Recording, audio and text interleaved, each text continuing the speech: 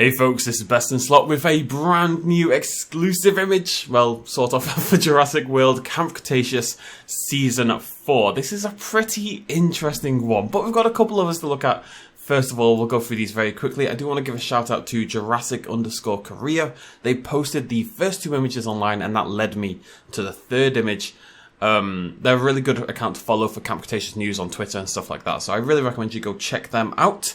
I'll link it down below in the description as well. Now let's dig into these images. As I say, not too much to say for these first two. We're kicking off here on the boat. Obviously this is the start of Season 4, they're on the yacht. Maybe they've seen the Mosasaurus, maybe the radar's just started to go crazy at this point in time. They're all shocked and scared about something. Ben is looking straight into the camera and it's very disconcerting. Maybe they've seen the Compsognathus, which has been circulating around the internet the last few days, that's what the dinosaur is that's trapped inside the boat. The second image takes us to the what looks probably to be the Smilodon cave. We've seen this quite a few times in the trailers and stuff already. The actual interesting thing about this for me is he's got a very flat head, but you'll notice that there's, there's 6 of them now because I just added him in, but Darius isn't there. There we go, look shocked. Darius isn't there, and Darius isn't there in quite a lot of the trailer imagery, a lot of the images and screenshots posted of the season so far. It seems like he's going to do a bit of a Ben from previous seasons, and he's kind of go off and have his own adventures. How long that's going to last for, we don't know, but maybe he gets captured, maybe that's tied to that imagery we saw of him dropping to the bottom of the water. Stuff like that, we'll have to wait and see. But it's interesting that Darius has clearly been separated from the group. It's happened so many times now that it can't be a coincidence in this season. Now, now this is the big one. This is what you've been waiting for. So this is the other brand new image. It's a little crazy. There you go, folks. So, true story, when I first saw this, I thought, okay, brand new baby dinosaur, a baby Sinoceratops. How exciting. That's definitely something we can talk about in a video, because that's really interesting. And I didn't notice the bloody sail for absolutely ages. So it's clearly a Sinoceratops. Given the horn placement, we've got the beak, obviously we've got the holes in the frill. I assume it's meant to be a Sino. I mean, it could be something else. It could be a Pachyrhino or something like that. They've dabbled with this kind of thing before. But then it's also clearly a Spinosaurus hybrid or something like that. Or at least a sailed dinosaur of some description. It could be Dimetrodon, not even necessarily a dinosaur. But my inclination, given we know Spinosaurus is appearing in Season 3, is that it is a Spinosaurus Sinoceratops hybrid, which is not only a crazy thing to get in canon. You've got to remember, Camp Cretaceous is canon. This is now official.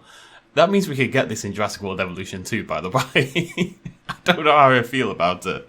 Because it doesn't really look like a Spinosaurus Sinoceratops hybrid. It's going to end up growing up to be a Sinoceratops that happens to have a frill, It's not much beyond that so far. It's adorable, can we point out. This is not only the first cross-dinosaur hybrid in that way. All the other hybrids have been like amalgams of many different dinosaurs so they become their own species, whereas this is clearly two species stuck together, kind of like the Spinoraptor. But it's a baby hybrid. It's another thing we've never seen. It's actually adorable. And it doesn't have the classic Sinoceratops colouring, of course. This is what it tends to look like, although they've started to move away from that a little bit. But it's clearly been designed to blend in with the environment it's living in this kind of frosty, cold, snowy environment, which is one of these biodomes, inverted commas, that we're going to have in this new setting for Season 4, along with the desert and along with the tropical rainforest and the jungle and all that kind of nonsense.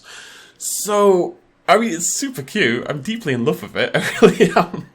And I'm not surprised that maybe they're bringing in a new cute dinosaur, because Bumpy's obviously not around anymore. Whether Bumpy will ever come back, we'll have to wait and see.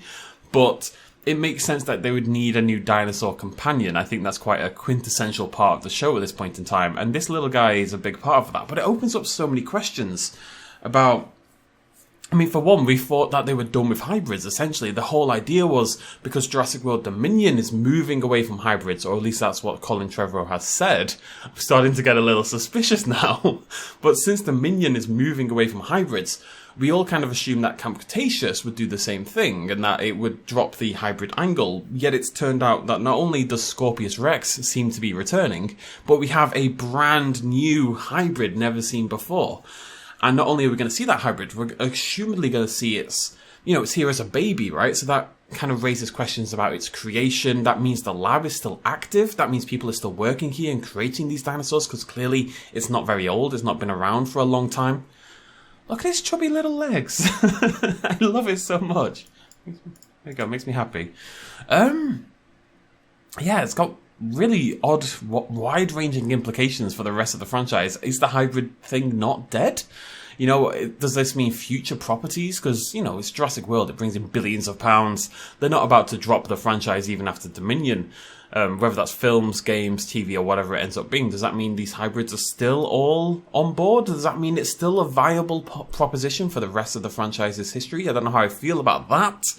I think it'd be nice to move away from the hybrids for a little bit, but at the end of the day, they've been a big factor in Camp Cretaceous for a while, and this is kind of the next step of that, I suppose. I don't mind if they want to explore it here, but it's nice if they don't explore it in every single aspect of the franchise, if that makes sense.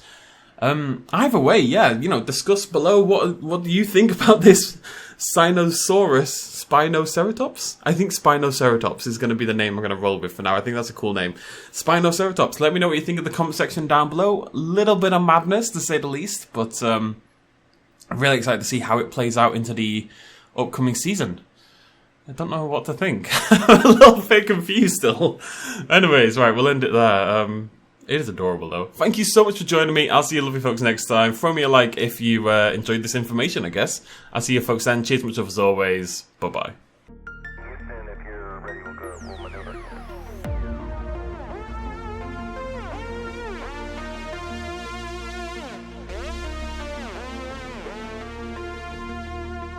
Reaching out.